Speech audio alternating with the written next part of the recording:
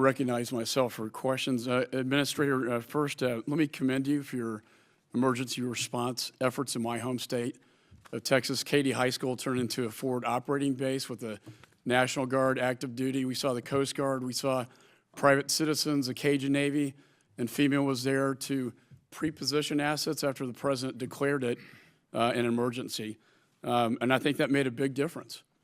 But I think there's some also confusion about the role of FEMA versus the role that the state and locals have to play as well, working as a team together in the recovery efforts. I did speak with my Governor Abbott, recently, who one of his frustrations was he had to deal with so many different organizations. And I know we've talked about this. What is your vision to possibly streamline and make more efficient FEMA process in these disasters? Thank you for the question. So first of all, I'd like to acknowledge that Governor Abbott is one of the most bold governors who has truly owned every bit of the disaster response and recovery, and that's the way it should work. I believe that Texas is a model. And I say that because it truly is where we need to go as federally supported, state managed, locally executed. FEMA is not a first responder. FEMA should not be the primary and only responder. My job is to work directly with governors to understand what the response and recovery goals or the preparedness goals, mitigation goals are, organize our resources to help that governor achieve those goals. And in Texas, I do believe that that's the model that was played out, and that's the model we should be seeking for. The problem particularly is what's complex is housing. And as I said, I would like to lay out a new vision for housing, but it would require granting authorities being given to me to help from the Congress to reorganize it. For example, we're not housing experts. We're literally good at doing emergency housing provisions. We're good at sheltering. We're good at blue tarp missions with the Army Corps of Engineers. We're good at transitional shelter authority. We put nearly 4.7 million people in hotels, or overnight, no, excuse me, 4.7 million nights in hotels has been coordinated to this point. It would take a person over, it was like 12,000 years to stay in hotels that many nights. Let us identify what we're good at.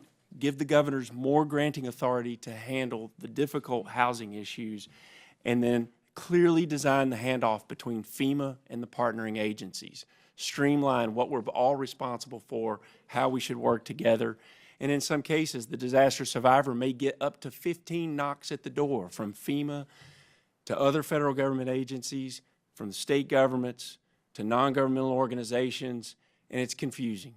We have to do one inspection that cuts across the federal government perspective and down through the agencies. We have to streamline what we're doing. I think that's absolutely right. One-stop shop, and I look forward to working with you on legislation and granting authority for you as well.